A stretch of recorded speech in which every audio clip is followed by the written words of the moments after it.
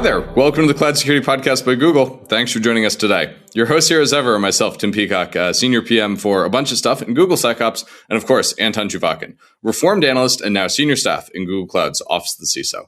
You can find and subscribe to this podcast wherever you get your podcasts, as well as at our website, youtube.com/@CloudSecPodcast. If you enjoy our content and want it delivered to you piping hot every Monday, please do hit that subscribe button. You can follow the show, argue with us, and the rest of our Cloud Security Podcast listeners on the Google Cloud Security community page. Anton, this is a fun episode because we're doing something timely and actionable for a change. We rarely do this, right? Correct. And I think that it's probably timely for everybody and actionable for a few people because some of the actions are quite hard.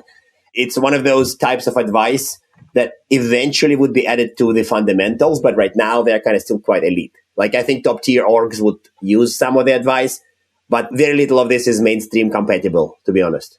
Well, some is. I don't know if I fully agree with that. I think the principles are super sound. Like, yes, if you don't practice an action, you can't do the action when you need to. Like, that's true of literally everything. So maybe listeners, without any further spoilers, other than hold on to your hats for a South Park reference, let's turn things over to today's guest. Today, we are joined by Dan Lawrence, the CEO and co-founder of ChainGuard. Dan, thank you so much for joining us today. Exciting times in our industry, as always. We just saw a security tool get used to pop an AI infrastructure tool to eventually pop a bunch of end users, including a major networking company. This is like a security turducken of doom. Does everybody remember turduckens? Is that a very American reference? My question is, have we reached the point where our security tooling is our unmanaged attack service and it's our biggest one? Like, what's going on here? Yeah, it's buzzword bingo, basically the way you explained it. You didn't even go far enough back, though. There was like an AI tool that was used to pop the security tool to then pop more AI tools. Yeah, it's buzzword bingo. And it was all during RSA when everyone was busy at sales meetings and customer events. They couldn't have picked a better time for something like this. And yeah, this has been inevitable for decades. I always go back to Ken Thompson's famous paper, Reflections on Trusting Trust, that showed it's impossible to have any faith in modern computing at all unless you hand-reviewed every line and every compiler that was used to build every other future compiler, which no one did because I think it was so scary when he explained it that everyone just blocked it out of their minds and pretended it didn't exist. This has been inevitable. And I think, unfortunately, we're still at the early stages of this one because supply chain attacks like this, especially from a patient attacker, are scary and cyclical. That first breach on Trivy, it didn't even just hit Trivy. Going back mid-March, they hit a bunch of popular open source projects and basically stole all of their credentials that happened to be in their CI systems. Then a couple weeks later, they were used on Trivy. And instead of just ransomwaring Trivy or Aqua Security or something like that, they put malware into Trivy to steal everyone else's secrets and credentials. I've seen reports that it's like terabytes and terabytes of data that they got that they're still sifting through. The LiteLLM AI attack was, depending on how you count, really the third major step in this one, but there were a lot of smaller ones along the way. And once again, it wasn't ransomware on a specific company. It was more and more credential theft on everyone using those tools. So it's kind of going fractal at this point, where each one leads to an equal number or more follow-on ones. And every day until this kind of slows down, the whole industry is going to be waiting for the next shoe to drop. I have an odd question about this. So you had a company launched a few years ago, right? Largely focused on software supply chain security. Google has published papers about software supply chain security a good number of years ago. But maybe I'm weird. Again, I use this line too much. But it always felt like an attack that is perennially second priority to people. Yeah. Credential theft, vuln exploitation, phishing. Wake up any security professional at 3 a.m. and say, top 5 attack vectors, top 3 attack vectors. Probably they would not name software supply chain. Yeah. They would name, again, all the reports, would bring up this other stuff. Yeah. What was that moment when it kind of broke? And if you wake somebody up this night, they probably would name software supply chain attacks in the top tier. Yeah, I mean, if you woke them up today, they'd probably say that because that's what they're dealing with right now. But that's sort of the problem with the industry as a whole. And it's not really a problem, it's inherent. Attackers have an advantage, everyone knows that. And defenders have to defend where attackers are attacking every given day. It's a multiplayer game. If you're securing what you think is most important and an attacker decides they're going to go spend time somewhere else, you're wrong.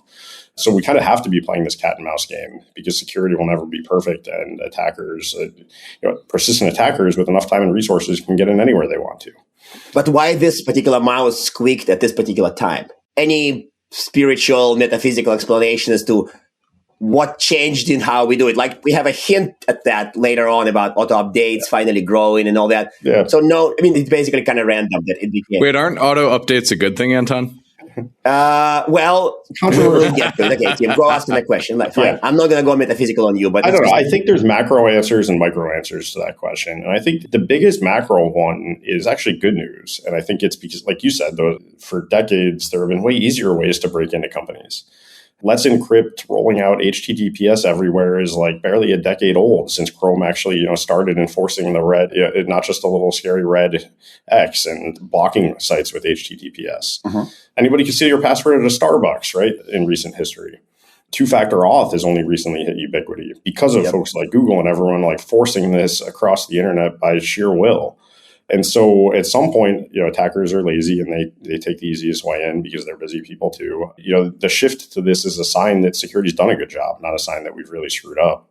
We've made it so hard that attackers are now doing this. And I don't mean every website is now secure and turns these things on, because people still get popped with, the websites having passwords in plain text and date of births of entire states being in plain text on HTML and stuff like this. Like, security is never going to be perfect, but on the macro, we have done a good job as an industry. And so that makes attackers' jobs harder.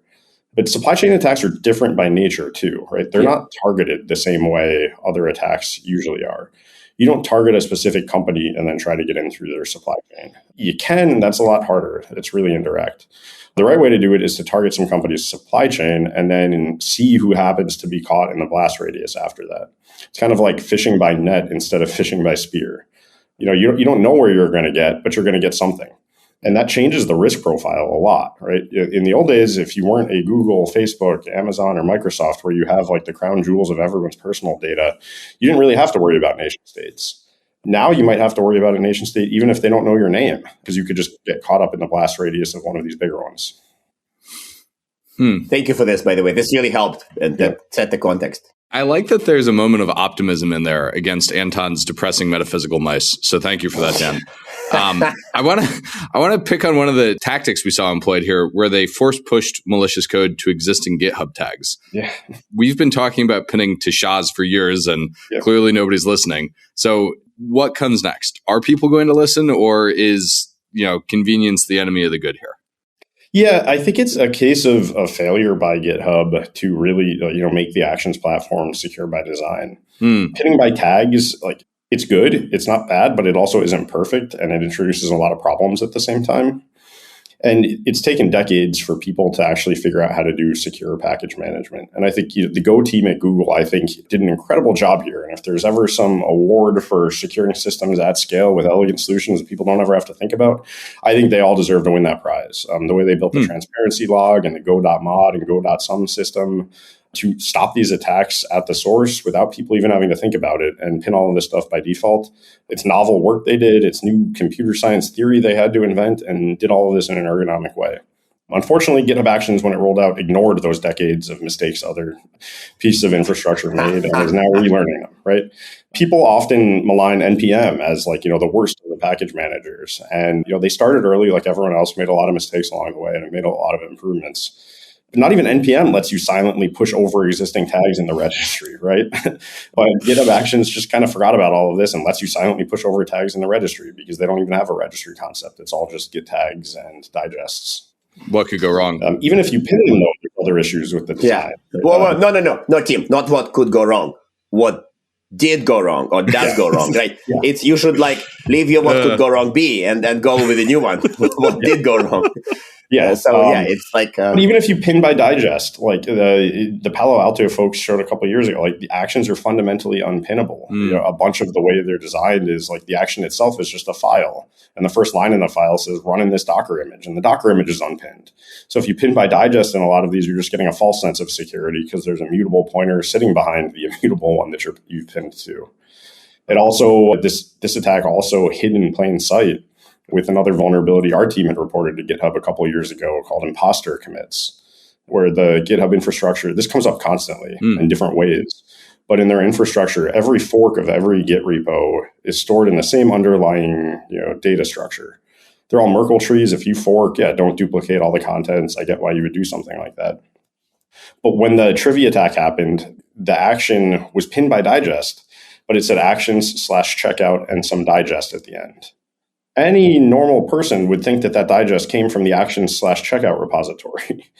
It did not come from the actions/checkout repository. It came from an attacker-controlled fork of the actions/checkout repository. But because the GitHub model deduplicates all of these things, you can pull a commit from a repo that doesn't even live in that repo. So it's craziness. You're making my morning very sad. Yeah, I am. I am, given that it touches areas that I don't deal with on a daily basis. I think you are just bringing this beautiful new brand of paranoia to my life, and I really love it. Thank you. Yeah. But I have a different brand of paranoia to bring.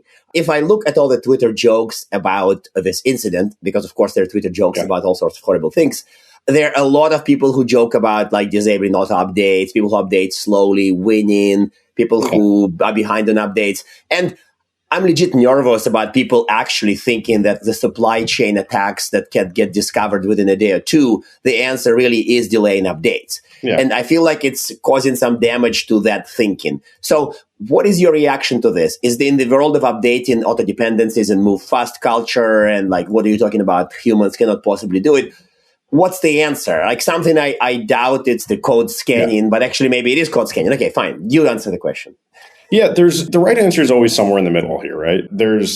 I think all of the whole cooldown period stuff started from some sneak research paper, 4 or 5 years ago that said, hey, look, if you just wait a week, then all malware we've ever discovered has been caught within a week. You'll be fine. There's a couple problems with that. Well, one is if everyone starts doing that, then somebody just puts a time.sleep 6 days or 7 days into the malware and no one will notice. And two, then it just starts escalating. If everyone's waiting a week, then you wait 2 weeks, then you wait 3 weeks. And that's only one class of supply chain issues, right? There's a whole other set of them where there's a 0 day or a CVE discovered that's being actively exploited, where you can't afford to wait 7 days. So, I hope no attackers are listening, but the craziest one ever would be if they put some malware into a project and then disclose a 0 day and everyone rushes to update it as fast as possible in that project. Right? There's no perfect answer to any of this stuff, right? Just imagine if that XCutils guy that had full control of the project hid that stuff in there and then told everyone about an RCE in that project. Wow. That is... Paranoia goes up, lovely. Yeah, that's really good. You can't wait forever. The ceiling already. You can't wait forever because then you're going to get hit with an accidental vulnerability. So the right answer is somewhere in the middle here. I like this everybody waits a week failure mode. It reminds me of everybody does index investing. We have no price discovery mechanism. Yes. There's funny parallels there. I actually did want to talk about the XCutils attack where, with this kind of socially engineered attack, we had trust, but not trustworthiness. And so how are we as an industry going to look at this part of the problem? What comes next here? Yeah, when you say, if you ask every CISO, what keeps them up at night, they're probably not thinking about this. But they should that be. Long game nation state level attack is kind of the one that I think keeps me up at night, and a lot of people that, care about security for the industry as a whole. That was one where somebody, over a couple of years established trust in the project. Eventually, the maintainer retired and handed the keys to this person. It turned out it wasn't a person. It was a group of people operating under a fake email address, and they put malware in. Take that one level further, though, right? Just get 3 or 4 people from one of these labs or ransomware groups. Just go make a cool open source project. Put it on Twitter. Make it useful. You don't even need to take something over. Anyone can put anything on the internet. It's so easy to get GitHub stars for something cool. And just spend a couple of years taking user feedback. Make the project grow. Show up at KubeCon. And then all of a sudden, we're in, right? Start from the beginning. You'd be incompetent if you weren't doing something like this today as a nation state. Yeah, this continue to depress us. Yeah. This is just lovely. I mean, it reminds me of this classic cartoon when it's software integrity becomes this little bit that the whole world rests on. Yeah. So I feel like the XCutils brought up some other questions, the push from dev laptop, and also the fact that it was kind of a more long game attack. Yeah. So for people who are trying to actually be secure, but probably aren't equipped to audit every line by humans or robots. Yeah. What are the realistic architectural safeguards for an org that knows that they can't review every line of an update? Because I'll just give an asterisk that some orgs, of course, will have humans and or machines to review every line, and that be kind of maybe can be okay. But it's obviously a high cost, high value, well, middle value, high cost measure. Yeah, I don't think we're ever going to be perfect, right? And we shouldn't let that be the goal or the enemy of progress along the way. If you're depending on code from strangers on the internet, stuff is going to happen. But it's defense in depth. It's all of these things, right? Be in a position where you can update quickly. Be in a position where you know what is in your supply chain and you can quickly answer this question when one of these things happens. Be in a position where the risk and blast radius of malware showing up in your supply chain is minimal. Maybe not zero, but as low as it can be. If you don't have AWS keys and a GitHub secret, then you can't lose your AWS keys in a GitHub pipeline if somebody gets malware in there, right? And you don't need to. There's OIDC and short-lived keys and ways to do all of this without credentials in these systems. So it's security 101. Just don't ignore it and don't ignore your CI systems. Treat them like production systems because they are at the end of the day. They are. They very much are. And I love the security fundamentals answer. This is a very somebody who used to work at Google answer to give, because all of our How Google Does It episodes it's the basics. I also really like the agility point. I think that gets lost for a lot of this. And one of the most depressing conversations. There were a lot of funny stories from Log4j, kind of coming back to the other point around should you update, should you not update. Log4j was great. It was patched open source maintainers quickly. It was an open source success story, I think, not a failure story, right? The problem was organizations had no idea where they were running it, and everyone was scrambling to figure out where they were running it and update it. And then there were all these memes on Twitter of well, I was on the older version, so I didn't even have the phone. Yes, but that's the same theme that kind of gently pushes some mind share towards slow updates, and I don't think we need that because the other stuff is still here. It's not like the world just has supply chain attacks and 0 days are gone. What are you talking about? No. So there was this messy middle there. There were people that hadn't updated in 10 years and they were safe because the vulnerability was only 10 years old. But there were people that hadn't updated in 5 years, and the maintainers backported their own. But for the people that hadn't updated in 5 years, they didn't get a backport. And then also they had to update their Java version to get the fix. And updating Log4j in a weekend is easy, but updating a Java version in a weekend is not easy. And so you can't predict it. You want to be in a position to update everything at any time. That's a hard position for a lot of people. Yeah. Yeah. It's human psychology. It's to take your vitamins every day or, go to the doctor a lot later with a serious health issue, right? People have trouble, mentally amortizing that risk and dealing with a little bit of pain every day versus a huge amount every once in a while. Yeah, we are psychologically wired to ignore tail risk. That is for sure the case. So back to the LiteLLM thing. We've seen that become the glue for tons of enterprise AI apps. Apparently attackers realize that the LLMs are hard to attack, but the wrappers are not. And so is the rush to AIify everything creating huge new swaths of attack surface? And what are we going to do about it? I think any rush to do anything creates huge new swaths of attack surface. Right? This is also such a Google answer, by the way. I think there are differences with AI, right? I would say, and I think the biggest one is, let's compare an analogy is Kubernetes and containers, right? They blew up. Technology has rarely seen a trend like that grow as fast. It still took 6 years before anybody actually cared about securing Kubernetes clusters from the first KubeCons, right? Everyone was showing up to those KubeCons and talking about it, but no one was doing it yet. And, Kubernetes had time to get these protections in place. It was not infrastructure grade. They didn't have RBAC in the first couple releases, right? But it was fine because even though everyone wanted to do this stuff and it was one of the fastest adopted technologies in enterprise, it still had time to harden. We don't have that time to harden an AI. There are projects that appeared last month, an OpenClaw is now running inside of every enterprise, right? Is it insecure? Yeah, but all new technologies are insecure the first month that they come out. The problem is that rush that's happening right now. The problem is not AI, it's that we're moving too fast. Yeah, because AI is so cool and you can't afford not to. Yeah, that's fair. Yeah. Okay. Fair take. Anton, do you want to ask the S-bomb question? I feel like this one screams Anton question. Great talking to you all today. I'll see you later. No.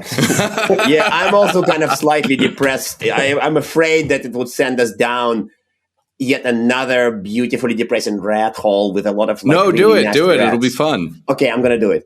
So, S-bombs do come up as a kind of quote-unquote foundational safeguard against software supply chain attacks, or rather maybe the enabler for them. I'll go the enabler route. So we've spent maybe 3 years talking about this. But if the scanner that makes SBOM is the software supply chain attacked software, then what do we do? Are we screwed? Or basically explain how SBOMs play a role here, and if they do. Yeah, short answer, they don't. And by the way, for people who complain to us about acronyms, software bill of materials. Yeah. I mean, my take, like, they don't play a role here, right? Oh, they don't. Oh, that's easy. Yeah, they're useless in their current design and form factor. Yes. Wow. Say more. Okay, bold statement. Like, and I'll walk it back a bit. There are a couple cases where SBOMs could make sense and they could add value. They're not doing that today. They won't do that, unfortunately. They're the wrong answer for the wrong problem. It's kind of, my quick take.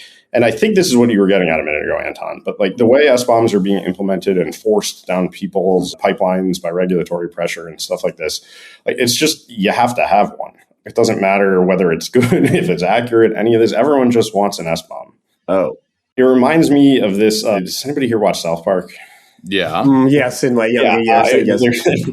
I'll go a little risky here, but there's a South Park episode forever ago, and the kids were getting a sex education class, and they didn't understand anything they were told, but they just started carrying condoms on them at all times because they were told if you had them, you were safe. That is what I think SBOMs are at this point. I've got one, I'm safe. Without understanding what you're doing. See, we're keeping this, right? Yes. We're keeping this. It's going live. They not live, but keeping this for sure. Yeah, and the way they're done now is like they're generated by a tool, and they're as dependent on that tool as anything else. We've already had tools like that for decades. Software composition analysis. If someone gave you software and you didn't know what was inside of it, you could have run your own version of that tool or 10 of those tools. Now you're stuck trusting the vendor to run one of them. You don't know if it's good or not. They miss things along the way. The only way they can have more information than those tools is if they're actually integrated into the build process itself. Like if every compiler in the world were generating some SBOM format that could be passed along that actually had all of the correct information. But that's hard, and build systems are a pain, and nobody's doing that. They're all just kind of running an SCA tool and stapling on this piece of paper that no one looks at the end. And you still have to trust that that tool did it right and wasn't itself compromised. And so there's still trust to be trusted. Yeah. And most organizations doing it. It's like, cool, you gave me one. I'm still going to run my tool. And they gave me different results, and neither is correct. So what do I do with this information? Oh. Just an example I use all the time just to show how bad these tools are. If you take any of the open source SBOM tools on the world, Trivy, the one that just got compromised, or Gripe, or any of these others, and you point it at the WordPress image on Docker Hub, one of the most downloaded ones ever. WordPress runs like 10% of the internet, something like that. They'll find tons of software components, but none know that WordPress is in there. What? Yeah, just try it. Yeah, I post this all the time, and vendors tell me. I think Black Duck now does find WordPress in the WordPress image, but I don't know if any others pass this test. Okay, so you've made me cry. You've made Anton cry. I imagine a CISO listening to this episode is probably also crying. They can wipe their tears with the SBOMs. Yeah. Aside from dry their eyes on their SBOM, what should they do if they, for example, are also crying because they found the Trivy indicators in their logs? And what's the architectural change they should make? What's the response action they should take? And please don't say buy another scanner. Although I know you won't say that. Yeah, we've got a single pane of glass. Just actually spend time as a security team looking at your build infrastructure. Spend time thinking about it. Security teams know how to do this stuff. Just don't ignore it. Do you have too many secrets? Are they the right ones? Can you scope down permissions? Another Google answer, like Google basically treated developer laptops as already compromised. And, we weren't allowed to have anything on them. That was kind of the fundamentals of zero trust. Treat your CI systems as fundamentally compromised because they are if you're running untrusted code inside of them. Build your protections around that model. But that's also one more of our security tricks, which is probably hard to sell to others. Like we have examples of security practices we use, which are amazingly effective and also amazingly unpopular outside of Google. Yeah. And if I show up as that's my qualm and a complaint from all my time at Google was it all makes sense, but only if you're 100% in that alternate universe that was built up over decades. You can't take one of these pieces and make it make sense without that whole collection. That has a powerful magic, but you also can't sell to anybody. So it has I'm sure that has some metaphysical. Yeah, you can't take it off one piece at a time. Right. You either jump in with both feet or you don't. Yep. Depressing again. Okay, no. Actually, that's inspirational. Dan, I hate to do it because this has been a lot of fun. I have to ask our traditional closing questions. Do you have one tip to help people improve their build security other than audit secrets and do it the Google way of assume breach? And then 2, do you have recommended reading? And that could be anything except Anton's blog. One tip, pin your dependencies and set up auto updaters. It's controversial, but I think I do think that's a better practice than not doing it. A lot of people don't pin. Now you've got auto updates and you're out of control. And if you pin and never set up updates, then you're stuck the other way too from known vulnerabilities. So, the first one is obviously audit secrets and minimize those, but you said I can't pick that. The next one is pin everything and set up auto updates, but don't do it every day if you don't want to. Just make sure you're updating enough to know you can when you need to. Update enough to know that you can when you need to. I really like that advice. That's subtle and great advice, and it really speaks to updating being a practice, not a thing you do. Yeah. It's like disaster recovery. Everyone knows that. If you can't actually roll back, then you don't have any disaster recovery. Yes, like backups. Yeah, same thing. Yeah. Yeah. And if you don't practice your disaster recovery, it doesn't exist. Yeah. Yeah. Great advice. And then do you have recommended reading? Could be anything from the latest fiction you enjoyed, like Project Hail Mary, to anything really. I'm going to go on a limb here because a lot of the things you said make me think that you might also be a Matt Levine reader. Are you? Occasionally. Okay. Yes. So I'm going to recommend Matt Levine. Yeah. His blog money stuff is amazing. Yeah, that's a very good recommendation. And I probably gave that away with the index funds comment. So Dan, thank you so much for joining us today. This was timely and depressing, which is a rare combination around these parts. So thank you for joining us. Thanks for having me on. And now we are at time. Thank you very much for listening and, of course, for subscribing. Please subscribe so you can get new episodes piping hot. And if you love our content, please drop us a review on your platform of choice. You can find this podcast on YouTube, Apple Podcasts, Spotify, or wherever you get your podcasts. Also, you can find us on our website, cloud.withgoogle.com/cloudsecurity/podcasts. You can argue with us on the Google Cloud Security Community site, googlecloudcommunity.com. You can follow us on x.com/cloudsecpodcast. Tweet at us, email us, argue with us. And if we like or hate what we hear, we can invite you to the next episode. See you on the next episode of the Cloud Security Podcast by Google.